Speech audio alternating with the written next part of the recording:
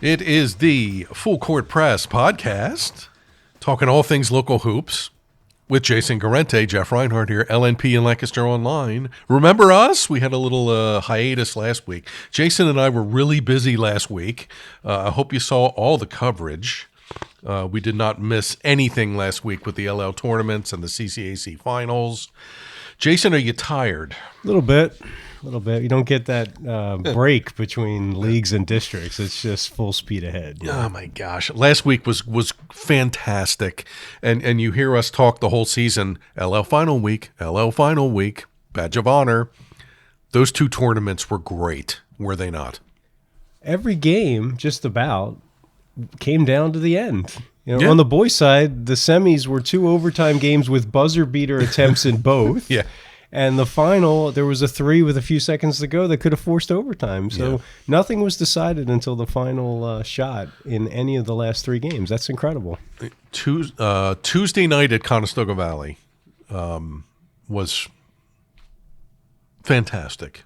Try to describe that atmosphere and those 2 games. That was fabulous. That was LL basketball kind of at its best, I thought. Yeah, it was great. The Rill is huge, and it was pretty much full. And then you had 4 teams with their own sort of Cinderella story. Hempfield was the big 6A power, but they were down last year, and they didn't have a great record. And then you had Mennonite and Octorara trying to win for the first time. You have CV, which hasn't won for 17 years. So you had all that mixed up. And then you had these 2 incredible games. Yeah. Caden Alker has a spinning layup at the buzzer against Mennonite, and if that goes in, maybe we're talking about Hempfield's amazing run to the league championship. And then Sawyer Espenshade has an incredible buzzer beater, and CV doesn't even get to the finals after that. There was just so much drama and excitement, and it came down to just this tiny margin, and whoever made that 1 or 2 plays was the winner, and that was Mennonite. Those games were fabulous. And we got Mennonite Octorara. Speak to that. That was kind of like the, boy, oh boy, can those 2 get to the final and play each other, really? And they did. And they packed the place Thursday at Township. Loud, awesome crowd. And it was a good game. And Fetcho has a look at a 3 at the horn. Yeah. Speak to the championship and Mennonite finally breaking through and getting one. I think we had the final we were supposed to have this year. I think you're right. Just because the 6A schools were a little down, and those Section 3 and Section 4 champs were so good. They were combined 43-3 going into that final. That's awesome. It's one of the best records we've ever had in a title game. And it just felt like Mennonite's time. I believe in that in sports, where sometimes it just falls your way and it's your turn to win. And, you think about a school that hasn't won a league championship in 53 years, you would think it's not a good program or they're not successful. True. But Mennonite's very successful. Big time. They've won 5 district titles. They won a state title, but it just never fell their way in this tournament until this year. Yes. And they beat, let's say, here are the 5 best teams in the LL in some order. Hempfield, CV, Warwick, Octorara, and Mennonite. Mennonite beat all 4 of the others. That's pretty awesome. In the last week and a half of the season. That's pretty great. You can't poke any holes in that. That's a legitimate, no doubt about it, league champ. And I said to somebody at Township last week, it's okay that that Cedar Crest wasn't there and Hempfield wasn't there. It's okay. I think the teams that should have, could have got there. It's fun covering the Mennonite kids. Speak to them. They're great. The Hearst kid is a talker. Bill's a great talker. Well, Bill Rothwine. Chase Hearst, this is a family tradition. Yes. Right? His dad played on the 91 team. We've talked about that. He has 4 older siblings who all went to Mennonite, all played hoops. And they had that incredible team where Camden was a senior and Chase was a freshman. Yes. And that team didn't win the league title because right. Camden was hurt towards most of that season, and he wasn't quite back yet. He was playing, but he wasn't at full strength for the league playoffs. So for them, this was like a 3-decade journey where they just wanted this. And this was their absolute last chance because Chase is a senior and they got it. And people say, well, Mennonite's not sort of an organic school because it's not a public school where everyone comes. But these kids grew up together. They played together for the most part. Bill Rothwine and some of the seniors who were on the bench were on a team in 4th grade together. So it's a lot of the same things that you see in public school, and Chase is Mennonite through and through. So, they've been on the scene for a long time. Those two guys are 3-year starters, and they've played a ton of playoff games. They've been in district finals every year. Yeah. So it was just, the moment came together for them, and it just felt like it was the right conclusion to this particular season. There you go. Yeah. I covered all 3 of Mennonite's games in the tournament, and they were a treat. They were very, very good. Tip your cap to Octorara, please. I mean, Chester County, hello. Gene Lambert, take a bow. They were fantastic to get to the final. 22-2 now, and still pretty good. We're talking about a program that is very storied.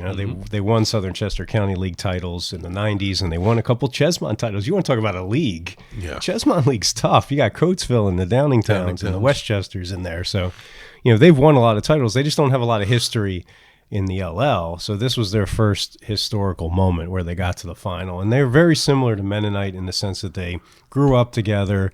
They've played 3 years on varsity together. Yeah. And there's a moment or two, Carter Lambert took a 3 in the fourth quarter that rimmed out. Yes. If that goes in, it's a different story. If Fetro's 3 goes in, we're going to overtime with Chase Hurst fouled out of the game. We might be talking about Octorara being the league champs. And that's how it works this time of year. Yeah. It's about 1 or 2 things. And if it goes your way, you lift the trophy and you have the happy photos. And if it doesn't, that's the way it goes. Yeah, I think at the end there, in the last couple of sequences of the boys' final, Octorara had 3 straight trips, had shots spin out, including that 3. Yeah, that was I remember that. That was a fabulous game. Boys' tournament, 2 thumbs up, amazing. Girls' tournament, fun. Saw the game of the year on Monday, Cedar Crest Catholic, amazing. Ellie Malinowski, couple seconds left in the game. Cedar Crest is down 3. She comes down and jacks up a 3 and gets fouled. And wouldn't you know it, she steps up to the line and makes 3 free throws with no time left on the clock and the crowd going crazy. Crest ties it incredibly and then wins it in double overtime. So Catholic got knocked out in the first round. Cedar Crest wins it. The semifinals were fun. Township beat Warwick, and Cedar Crest beat Ephrata. You got to see Sanaya Robinson really go off in the Township Warwick game when they started fouling with like 2.5 minutes to go. Yeah. I'm glad you got to see Sanaya Robinson play. Speak to her a little bit and how impressed you were with what she did in that game. Yeah, this was her tournament. No doubt. You look at Township, and nobody wants to hear the scrappy, gritty, underdog blue streaks. No, but they don't. That's kind of what they were. Their second leading scorer averaged 6 points a game. Yeah. That's a hard way to get to a title. Yeah. And I think if you put a different uniform on them, they would be celebrated in a different way. Perhaps. They would be viewed as this underdog that overachieved. They're 20-4. Pretty good. Yeah, that's impressive. And how do they do it, right? They play great defense. Yes. Tenacious. And they get in your face and they kind of wear you down. So in the fourth quarter, you're tired of it and you're making bad decisions and you're playing too fast. Cedar Crest could not get a shot in the fourth quarter. Yeah. Not they couldn't make a shot. They couldn't get one. Get a shot. They were turning it over every possession. And then, so you have, Anaya Williams and you have Julia Weaver. They defend. You have Toby Bergstrom inside and Emmeline Brand inside. And that's enough because they have Sanaya Robinson. Yeah. Because she can score 22.5 points in the last 2 games, 45 total, averaging 22. And that's the difference. Like the shot she made, 26-25, they're up by 1, 2+ minutes to go. She dribbled into her own step back 3. You're not defending that shot. No, not easily. If it goes in, you just surrender to the achievement of the other player. And it went in, and that won the tournament. If that doesn't go in, it could have easily gone the other way. And she was incredible. She's a sophomore. She's about 5'1". Yeah. She is not very big, but she can really handle the ball and she can really shoot, and they play really well around her. They all sort of do their parts. Yep. Quick trigger. She can create like crazy. So Township beat Cedar Crest in the final, all Section 1 final on the girls' side this year. And that was a good game. Crest led. Township kind of came back. like you said, Crest just couldn't get shots in the fourth quarter. Township was trailing in the fourth quarter of all three games, right? I want to say, definitely in the quarters. They were down 7 late to LS and came back and won. And 4 to Warwick at the start of the fourth quarter. Correct. So they were on the ropes. Yeah, they were. So congrats to Manheim Township. Congrats to Lancaster Mennonite. Well done, Frank Hawkins, LL basketball chair. Well done, sir. Crowd control at CV on Tuesday was crazy. I saw cars in the parking lot parked in places that I've never seen cars parked before at CV. That was a great night. So job well done, LL, on a fantastic basketball tournament. Anything else from the LLs jump out at you? No, I think that's it. I was curious what the attendance would be like for a Mennonite Octorara final, and I think the league in general turned out, not just the people attached to the two schools. Yes. And I was curious if that would be the case, and I think it was the novelty of the matchup and the fact that both teams were so good. Yeah, I talked to Gene Lambert after the game, and he said, and I ended up using the quote because it was really heartfelt. He said, I was curious of who would show up. Mm-hmm. And he said, Lancaster County basketball fans showed us love tonight, and my kids got to play in an atmosphere that they would never get to play in before. And I was like, Gene, mic drop. Thank you. Yeah, that's a great venue. Like Berks County has Santander Arena, which is a huge hockey arena, and it's great, but it doesn't have that feel of like the fans are on top of you and the intensity, and Township's gym has that. Big time. All right, great tournament. Okay. Exhale, districts. We're taping Monday morning. Jason, districts start Monday night. Give us a just an overview heading into district. Teams in, what you're looking for. Well, we're not going to fare too well in 6A, I don't think. Okay. We have 4 teams in, and they're all seeded 9 or lower, so they're all on the road. I think there's 2 places we could make some hay, which would be 5A, all right, where Octorara is the 4 and Cocalico is the 5, and Cocalico plays Solanco, so you have 3 teams in the one pod. Yeah. So one of them's probably getting to the semifinals. Nice. Which we didn't have anyone in 6A or 5A get to the semifinals last year. So that's the place where the LL can have its breakthrough. Okay. It's a question of, can Warwick beat Cedar Cliff in 6A? That would give us a quarterfinal team. Okay. CV's at Wilson. That's tough. A tough draw. Township's at the Central Dauphin, the Mid-Penn champs. Really tough draw. And Cedar Crest is at Muhlenberg. So, 6A is just a monster. The teams are so good, and there's so many of them. So 5A is where we also have Manheim Central at Hershey and Elko at West York in 5A. They'll be huge underdogs in those games. But it's that pod with Octorara, Cocalico, and Solanco from the big school options where we could have a couple of winners and stick around for a while. Okay, I must bring up, since you mentioned Cocalico, it's been a week and a half since we've been on here. Timmy Hambright, he had himself a game, did he not? He scored 26 points in a quarter. That blew my mind when I heard that. I don't know how many times I've seen a team score 26 points in a quarter this season. Yeah, not many. Not often. I mean, no, not on the girls' side. Yeah, on the girls' side especially. But some of those boys' games, there weren't 26 points at a half. You know, so.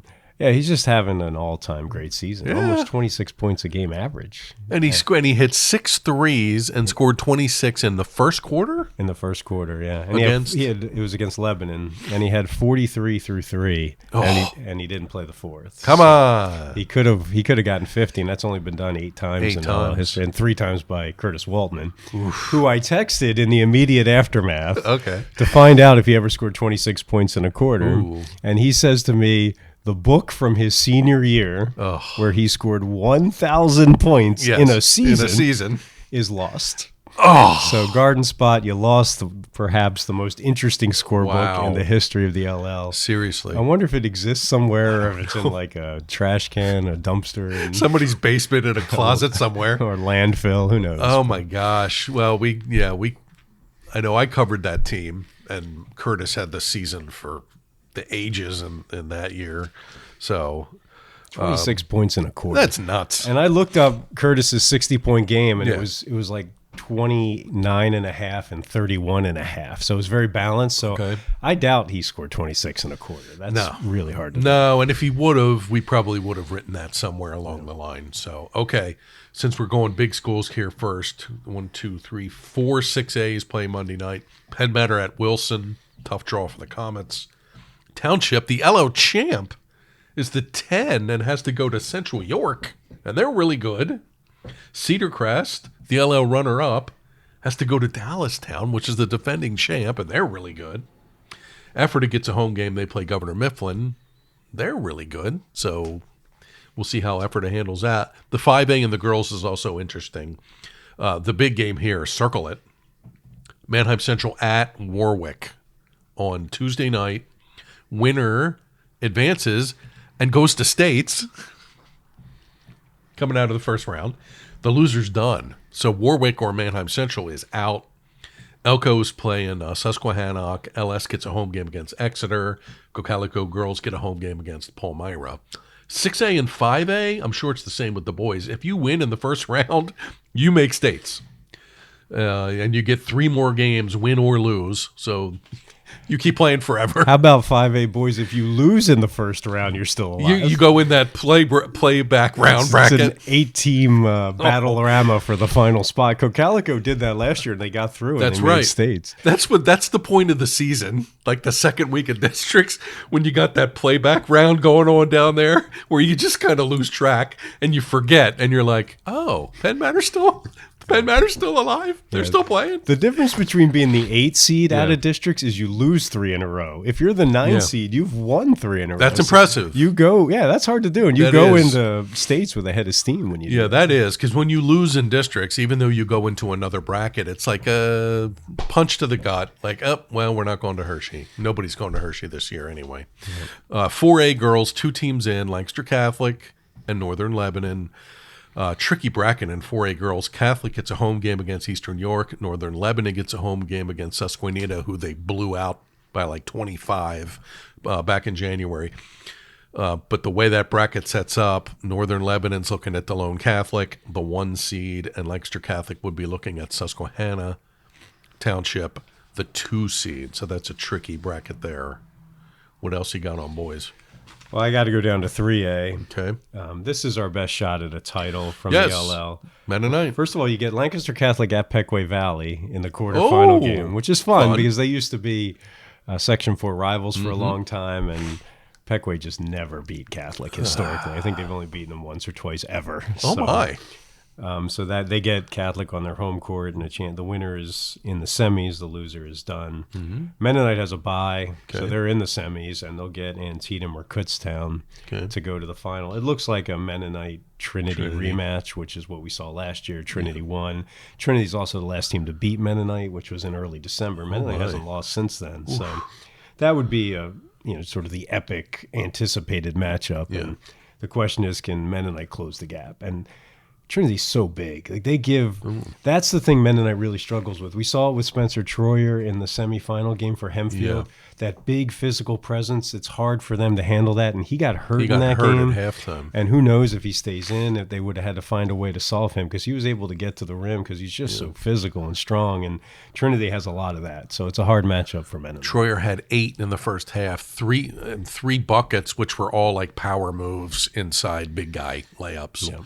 And then right at halftime, buzzer sounds and everybody's running out of there and the teams are running off. And I look up and here comes Troyer being held up by a couple of teammates, taking him over to the trainer area. And he had a ice pack on his ankle for the whole second half. That was a tough loss for them, but I thought it meant they still hung in. I was impressed with that. And Jason Gant hurt his finger early in the game. Yes. It was taped, so he wasn't shooting with the confidence he would normally have. So a lot went wrong. That's what I mean when I say it was Mennonite's time. It's like all these little things went wrong for the other team, and everything kind of went Mennonite's way. They took advantage of it. 3A girls, 2 teams in. Pequea Valley got a bye. They're the 2 seed. They get the winner of Columbia and Upper Dauphin. That game's on Monday. Columbia and Pequea Valley split their season series, shared the Section 4 title. If Columbia wins, they'll play at Pequea Valley on Thursday. Trinity's the 1 seed up top. Trinity beat Pequea Valley in last year's championship. No LL or CCAC teams in 2A. 1A is stacked. This would be a good time to mention the CCAC kids. Veritas Academy, the champs. They won on Saturday. Beat New Covenant Christian at Lancaster Bible College. It was fun being over there and covering that. Veritas has won 22 in a row. Their only loss was on December 1st against the Lone Catholic, which is the 1 seed in 4A. Veritas gets Your Country Day or Harrisburg Academy. Linville Hill. Have not talked about them as much this year.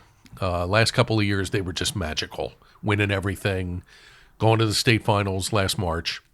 They've come back to the pack a smidge, but they're in. They play Greenwood, who they've run into multiple times in the playoffs over the years. That game's on Friday. New Covenant Christian got a bye. They get Conestoga Christian or Lancaster County Christian, another CCAC matchup. And also on Friday, an all CCAC matchup. This is interesting. Dayspring against Mount Calvary. So one of them's getting through. 1A as well. This bracket goes on forever just looking at it. Looks like if you win or even if you don't win on Friday, you're going to be playing for a while. But we could be looking at a Veritas New Covenant rematch, perhaps. Anxious to see if Linville Hill has one last run in them. But 1A girls should be really, really fascinating. What do you got? That's a 1-2 matchup if Veritas and New Covenant get there. They're the top two. So what we saw in the CCAC final was the top two in district. Yes, and they're both good teams. And Veritas won their second CCAC title since 2018. Let me mention the mother-daughter. I thought that was a nice heart-tugger kind of a story. Marissa Kemick and Megan, the player, junior, had 22 in the championship game, 12 for 14 at the foul line. She was really good. So to get to see a mom-daughter combo do that was a nice story. And it's been Veritas' season. You win 22 in a row, they're rolling. Yeah, they've been waiting in line behind Linville for a while, and that's how it works, right? You got to. It's not just who you have; it's who else is out there. And this was the year where Linville was not the powerhouse, and it was open, and Veritas has stepped into that favorites role and dominated. Really. Yep, and even before that, it was Mount Calvary for a while. Yeah. They won a couple district titles in a row, so CCAC has really stepped up. Yeah, this is not your father's CCAC. The strength and the skill level has grown astronomically in recent years. Big time. And we got some Lancaster County teams in there, and it wouldn't surprise me in the least if a couple of them are playing into March in states. You saw the CCAC boys final. How'd that go? I did. Yes. It was Effort of Mennonite and Coventry Christian. Legends. The Legends. Yes. Coventry Christian is legit. They were good. It's a Pottstown school. Yeah. And they have some dudes. They have the Correa brothers, and they have Elijah Cyrus, who's like the 6'3" big man who protects the rim. They could win districts, and I could see them making a run at states. Your Country Day is the 1 seed in 1A, and they're probably the favorites, but Coventry's right there. Okay. It's like a 1 and 1A situation. The Effort of Mennonite game was a nail-biter. The Legends had the lead early in the fourth quarter. We got to talk about Karsten Weaver, who scored 90 points in the tournament, 30 a game in 3 wins. And he beat Dayspring, and they beat Linville Hill, and then they played Coventry to the buzzer. I'm trying not to be a prisoner of the moment here. That's okay. And overstate how good this kid is. Okay.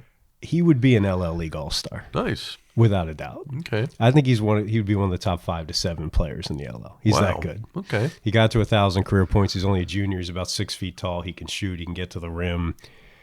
You will be hearing from him next year. Okay. Because he is, I can't even imagine how much better he'll get from his junior to his senior year. But it was Coventry's season. They lost in the final to Linville last season. So they've been gunning for this, and they finally got it. We'll talk a little bit about 1A here. Country Day, the only LL entry, is the 3rd seed. Okay. They've made the state quarters and semis the last 2 seasons, so they're used to playing deep into March. They get High Point, the 3-6 game. Country Day's the 3, High Point's the 6. High Point's the defending champs. They're good. Yeah. That's a tough matchup. So it'll be interesting to see whoever wins that is in states automatically and in the semifinals. Dayspring gets New Covenant. Dayspring has 2,000-point scorers.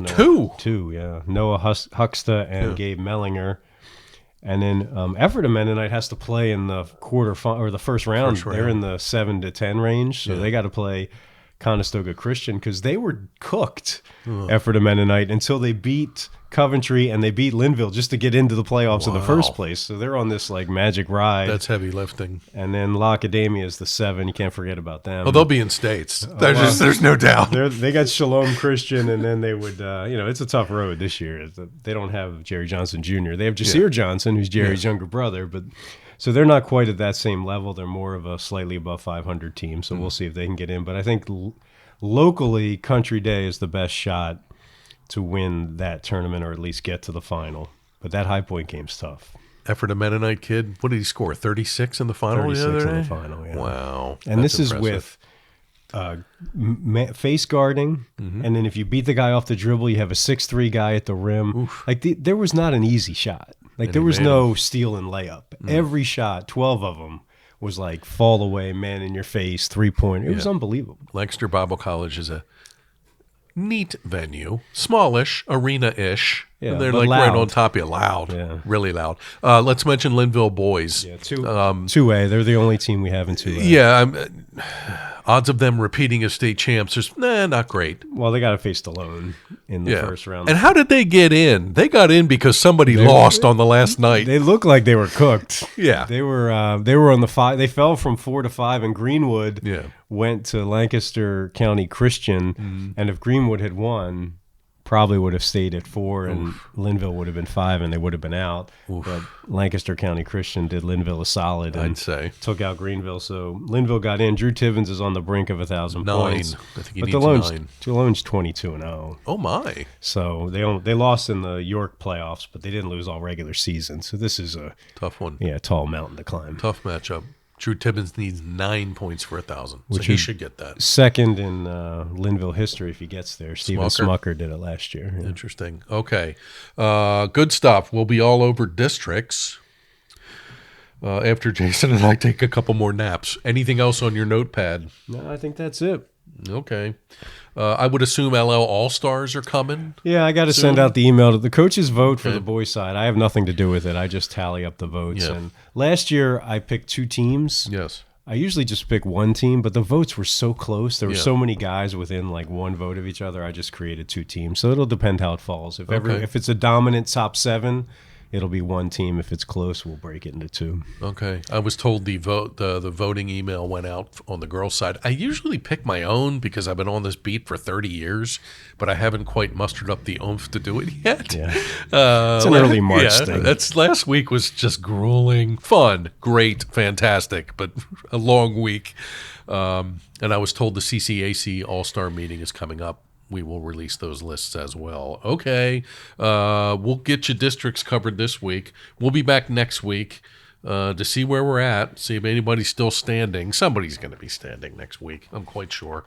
Don't forget, no Giants Center this year. Finals will be at neutral high school gyms. I asked again over the weekend, and I was told we're not ready to release the sites yet. It depends who's playing, but I think they have some gyms picked. It'll come down to matchups, so relax. We'll get it to you when we're done. Jason, anything else? That's it. That's it. Okay, thanks for tuning in. Full Court Press podcast, talking everything, local hoops. For Jason, I'm Jeff. Thank you, Tyler. We'll check back in with you next week. Enjoy districts, and we'll talk to you soon. Thanks.